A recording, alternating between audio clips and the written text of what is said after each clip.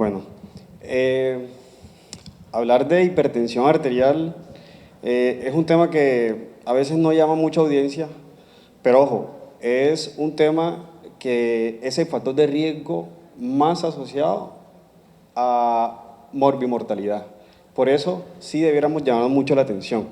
Yo diría que la hipertensión arterial es como ese amigo cizañero que siempre está ahí diciéndonos que haga todas las cosas malas, ¿ya? Y cuando se reúne con el mejor amigo, que es la diabetes, hacen desastres. Eso es sinónimo de alto riesgo cardiovascular. Entonces, el tema está centrado en estas tres guías, que son prácticamente las guías que nosotros tenemos como referencias. Sin embargo, la mejor guía que tenemos es individualizar a todos los pacientes. Tenemos la guía estadounidense, que fueron publicadas en el año 2017, tenemos las guías europeas 2018 y tenemos las guías de la Sociedad Internacional de Hipertensión, que fueron publicadas en el 2020. Esa guía de la Sociedad Internacional es muy interesante, porque incluso las guías estadounidenses y europeas llegó un momento donde cuando ellas salieron nos empezaron a confundir un poquito sobre los términos de hipertensión. Los cortes bajaron, aparecieron los riesgos cardiovasculares. Entonces, la Sociedad Internacional de Hipertensión intentó como aclarar todos esos conceptos y empieza la guía diciendo: ¿por qué es importante establecer las recomendaciones para el abordaje de la hipertensión arterial en los países de bajos ingresos económicos? Y empieza, o sea, es tan importante cómo empieza esa guía, porque dice: la adopción de guías de práctica clínica de regiones de altos ingresos son imprácticas, en ocasiones porque los países de bajos ingresos están confrontados con un número sustancial de obstáculos que incluyen falta de profesionales de la salud entrenados, falta de electricidad en las instituciones rurales, bajo acceso a los dispositivos básicos para la toma de la presión arterial y limitada habilidad para llevar a cabo los procedimientos diagnósticos mínimos necesarios y pobre acceso a medicamentos de alta calidad. Importante esto, muchachos, porque estoy hablando de guías que son estadounidenses y europeas. Y nosotros, como médicos, siempre nos apoyamos como referencia en esas guías. Y las guías internacionales de entrada están diciendo: ojo, para aquellos países con escenarios de recursos limitados, estas guías de práctica clínica de pronto no sean tan buenas prácticas, porque allá los recursos son diferentes a los de acá. Y por eso es que la guía empieza diciéndote: vamos a tratar de dividir estos dos tratamientos, uno óptimo y uno esencial, ¿de acuerdo? Y eso lo voy a explicar más adelante. Entonces, aquí resumo todo. Prácticamente, de este lado están todas las guías americanas, europeas, canadienses, está la del séptimo comité, aquí están los valores de presiones arteriales sistólicas y aquí están los valores de presiones arteriales diastólicas. Si vemos en este cuadro aquí amarillo, durante muchos años estuvimos aquí en este cuadro, de 120 de sistólica y 140. Aquí, anteriormente, nosotros en el séptimo comité lo llamábamos prehipertensión. Todo el que era mayor de 140, decíamos: usted es hipertenso. El que estaba entre 120 y 140, usted es prehipertensión. El paciente lo entendió un poquito: ah, ya, doctor, antes de, tengo que cuidarme para que no llegue a hipertensión. Pero apareció en el 2017, la AJA dijo: no, ahora de 130 a 140 te voy a llamar hipertensión. Y en el 2018 la europea dijo: yo ahora de 130 a 140 te voy a llamar normal alta. Más confundido, porque entonces uno venía y le preguntaba al familiar: si tiene la presión en 136, ¿cómo le digo ahora? Si ya no se dice prehipertensión. ¿Qué le digo? Señora, mire, de acuerdo a la AJA, la estadounidense, usted es hipertensa. Pero de acuerdo a la europea, usted tiene la presión normal alta. Doctor, normal alta. O sea, tengo normal, pero alta. Entonces, esto era algo más de semántica, ¿de acuerdo? Porque realmente, cuando esto bajó, incluso nosotros, el personal médico, colega, decíamos: no, hombre, esas guías ya se sacaron de contexto, ahora bajaron el corte. Claro, bajaron el corte porque ahora al bajar el corte, más gente va a ver hipertensa, más vamos a tratar. Eso seguro son los laboratorios. Seguro quieren meter los medicamentos por ahí para vender más. Pero resulta que cuando tú lees a fondo el tema, prácticamente aquí te están diciendo: ojo, esto no es sinónimo de tratamiento. La AJA te dice: aquí lo voy a llamar hipertensión. Y la europea dice, aquí lo voy a llamar normal alta, pero tienes que impactar en las medidas no farmacológicas, pero si la suma de los factores de riesgo te da alto, sí tienes que tratarlo. Y era lo que decía el doctor Alcalá ahorita. Por eso es que nosotros hablamos de riesgo cardiovascular en diabetes, riesgo cardiovascular en dislipidemia y hablamos ahora de riesgo cardiovascular en hipertensión. Porque sí, tienes 136 de presión, pero si eres diabético, fuma, colesterol alto, sedentarismo, obesidad abdominal, te voy a tratar, porque si no en 10 años te vas a complicar. Entonces, ahí es el impacto. Entonces, la sociedad internacional trató entonces de aclarar esos conceptos y dijo, bueno, vamos aquí a calmar porque ya veo que los estadounidenses y los europeos tienen una pelea. Vamos nosotros aquí a aclarar ese concepto. Y entonces ya vamos a llamar a nosotros hipertensión arterial elevada sostenida a la presión arterial sistémica más comúnmente definida como presión arterial mayor de 140 y 90, ¿de acuerdo? Vamos a parar ahí ese problema. Y si estamos hablando de monitoreo de presión arterial ambulatoria, antes de eso, los cortes, él los definió aquí, ¿de acuerdo? Normal alta, hipertensión grado 1, hipertensión grado 2, entonces trató de pronto de unificar todos los conceptos para tener eso muy claro. Tenemos entonces varios tipos de hipertensión arterial, la esencial, idiopática y primaria. Realmente estos conceptos nosotros los aplicamos cuando no sabemos de dónde es. Cuando no sabemos qué es, le ponemos idiopática, primaria, esencial. Hipertensión resistente, cuando tenemos más de 3 medicamentos antihipertensivos, diferentes clases, incluido un diurético. Hipertensión secundaria, hipertensión es debido a una causa identificable y potencialmente curable. En una exposición que estuve viendo, realmente el expositor decía, realmente la secundaria es la verdadera esencial, porque es que aquí es cuando nosotros esencialmente tenemos que buscar la causa que lo está llevando a la hipertensión, porque si encontramos la causa secundaria que la está llevando, la tratamos y podemos curar a ese paciente. ¿Listo? Hipertensión enmascarada, presión arterial elevada en el hogar o en la monitorización ambulatoria de la presión arterial, pero presión arterial normal en el consultorio. Es decir, llega al consultorio, la tiene normal, pero en casa la tiene alta. Doctor, pero yo me la tomo en mi casa, me la tomo un vecino, la tenía alta, pero acá me sale normal.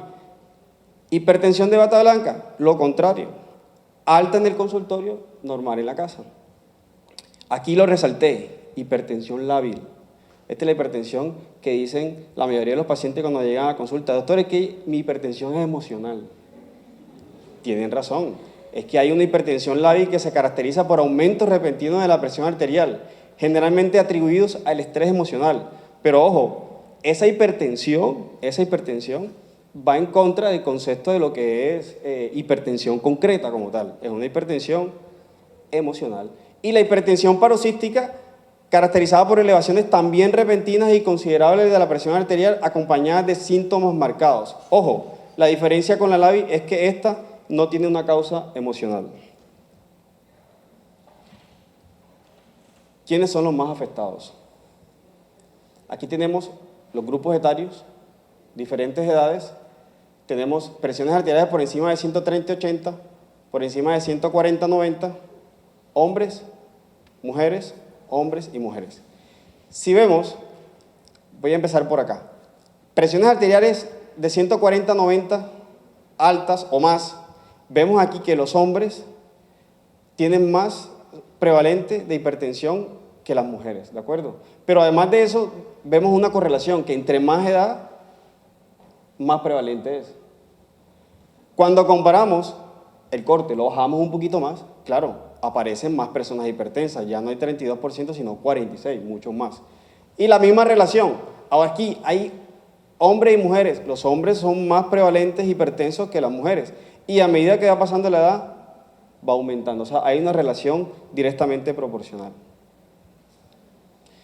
Entonces, aquí es cuando nosotros hablamos que, claro, al bajar ese corte la AJA, cuando dijo, ahora vamos a llamar hipertenso 130 o más, cambió la prevalencia, porque no es lo mismo hablar de 140/90 o más a 130/80 más, porque la prevalencia ahora cambió de 31.9% a 45.6% adultos mayores de 20 años y 49.7% a 63 entre 45 y 75 años. Claro, la prevalencia cambió y ahora hay mucho más hipertensos, pero ojo, no es sinónimo de tratamiento, es sinónimo de calcular la suma de los factores de riesgo y ver si ese paciente se beneficia o no de iniciar tratamiento. ¿Cuáles son los factores de riesgo? Hay factores de riesgo de hipertensión con evidencia consistente, presión arterial normal alta, presión arterial elevada durante la atención médica, obesidad, alcohol, exposición a insulina, y hay unos con evidencia limitada. Ahí están todos. Importante no dormir más de 5 horas, para aquellos que nos trasnochamos bastante, mujeres, anticonceptivos orales, y uno que no está aquí, que es el amiguito cizañero, la diabetes, y también tiene un primo que es la obesidad, ¿de acuerdo? Y el sedentarismo. Esos también son cizañeros. Etiología. La mayoría de los pacientes hipertensos tienen hipertensión esencial. La causa de hipertensión resistente o los factores que contribuyen a la hipertensión resistente incluyen, aquí están, apnea del sueño, hiperaldosteronismo primario, enfermedad del parénquima renal, estenosis de la arteria renal, drogas y otras sustancias. En conclusión, si el paciente tú lo declaras hipertenso, le das tratamiento, no mejora, le das tratamiento, no mejora, le das, se convierte ya después, cuando utilizas 3 fármacos, entre esos un diurético, en hipertensión resistente. No solamente vamos a pensar que el paciente no se trata, no se toma los medicamentos, que la EPS no se los da, que no está tomando los comerciales, sino los genéricos, sino que también hay que ir pensando en otras causas, y esta es una de ellas, de las más frecuentes, la apnea obstructiva del sueño. Entonces, siempre hay que hacer una buena historia clínica, un examen físico completo, constitución física, daño de órganos, si tiene la creatinina elevada, mirar el electrocardiograma a ver si no tiene hipertrofia ventricular, si no tiene proteinuria, si el paciente no tiene disfunción tiroidea, o sea, buscar compromiso orgánico, hacer un fondo de ojo a ver si no tiene retinopatía, y eso nos puede orientar a si el paciente ya está cursando con una hipertensión avanzada. Entonces, consideraciones diagnósticas de hipertensión por organizaciones. Aquí menciono 4, pero aquí están las 2 más relevantes. Umbrales de presión arterial mayores de 130/80, la AJA la define con dos lecturas en más de 2 ocasiones. Se recomiendan mediciones ya sea con MAPA o AMPA, que es mediciones con monitoreo de presión arterial ambulatoria, o monitoreos de presión automatizada. Y la europea, lo mismo, pero el corte es mucho más alto. Esa es la definición que ellos tienen de acuerdo a las organizaciones. ¿Cómo se confirma esto?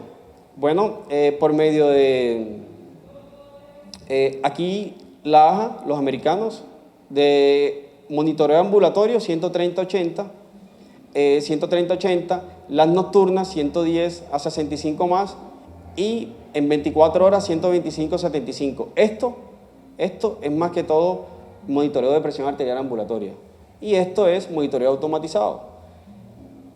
La europea 135/85 o más, y en el monitoreo de presión arterial ambulatoria, ya sea al inicio, ya sea nocturna y ya sea en 24 horas.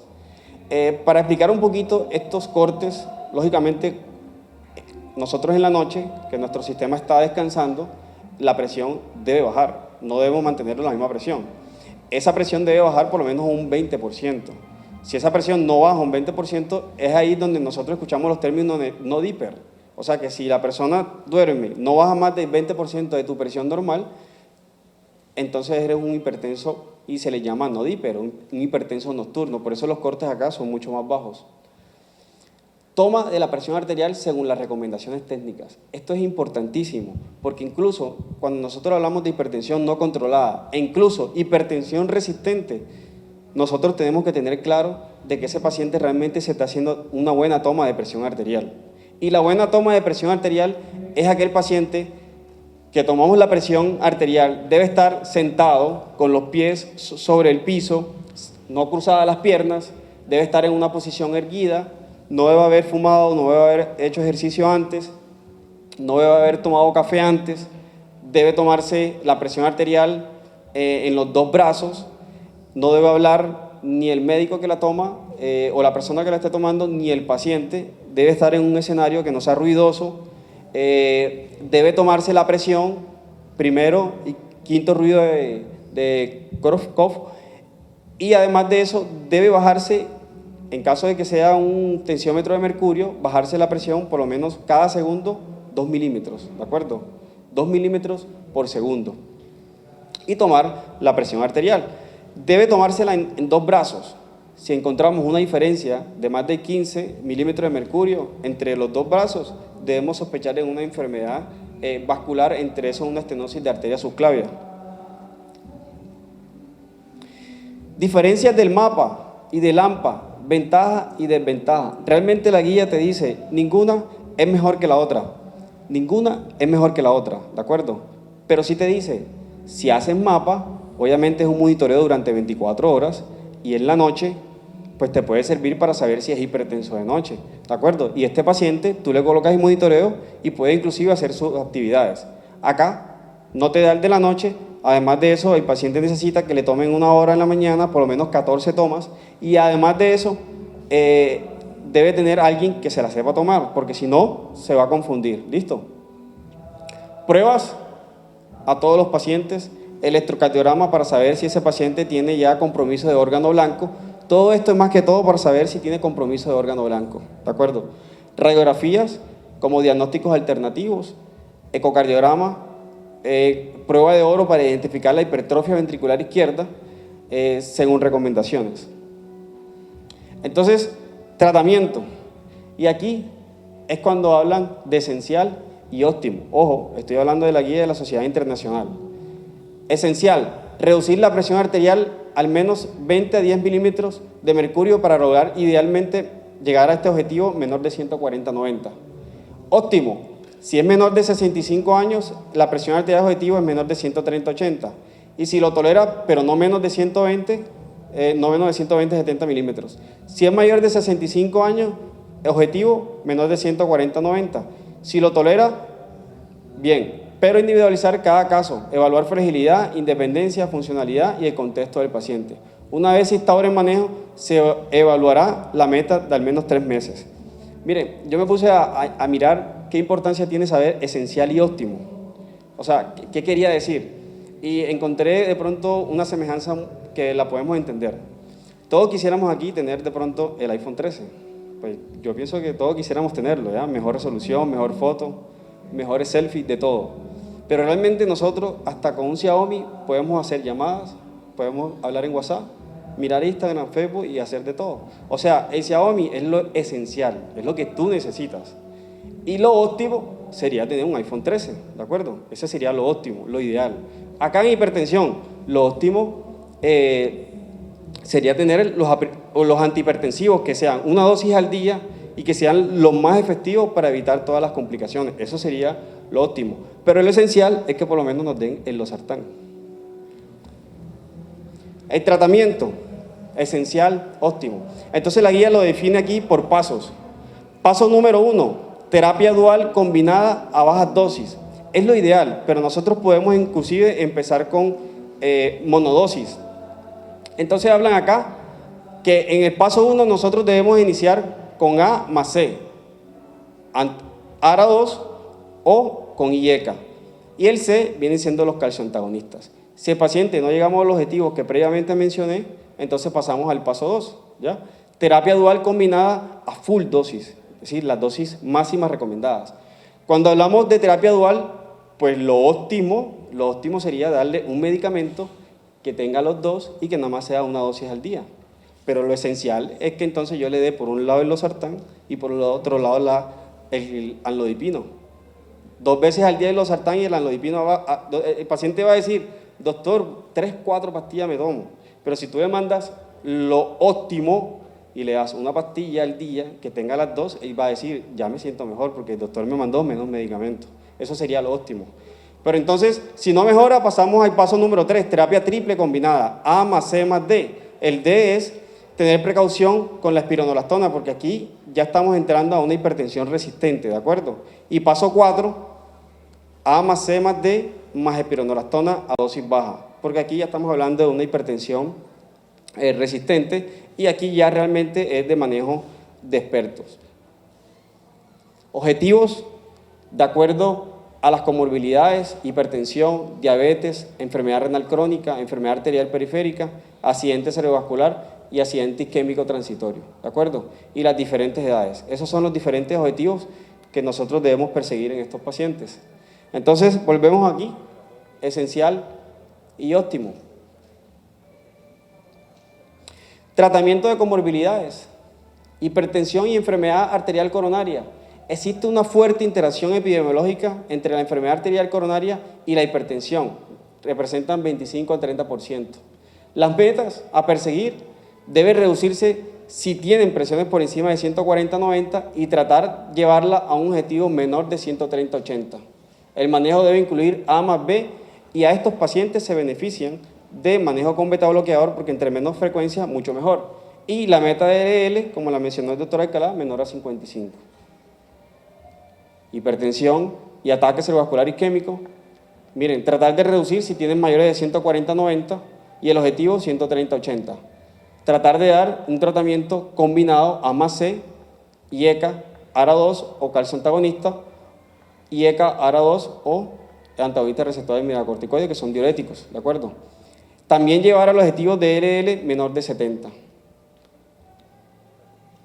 Falla cardíaca, igual A más B, beta bloqueadores, antagonistas receptores de mineralocorticoides si tiene disfunción sistólica severa. Se recomiendan también cambios en los estilos de vida.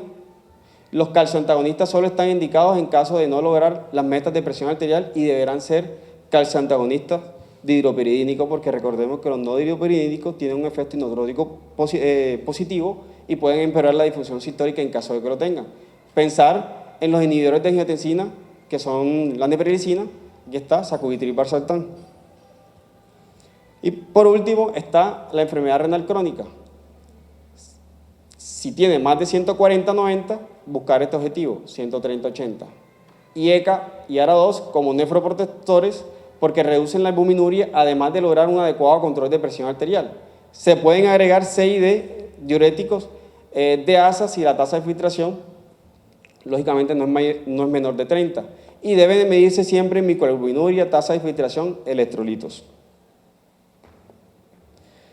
Entonces aquí tenemos, de acuerdo a las guías europeas y norteamericanas, los diferentes tipos de medicamentos antihipertensivos y las recomendaciones de cada uno con su evidencia. Miren, cada uno tiene evidencia 1A, ¿de acuerdo? Y son las recomendaciones que mencioné anteriormente.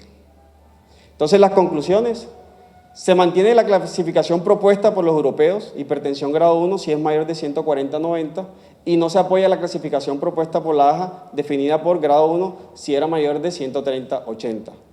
En el diagnóstico prevalecen los dispositivos electrónicos calibrados y avalados según ese congreso, y el inicio de tratamiento depende de un diagnóstico correcto, donde cada vez se favorecen más los métodos ambulatorios de MAPA y AMPA. El objetivo de tratamiento depende de la edad, comorbilidades, las condiciones y el riesgo del paciente.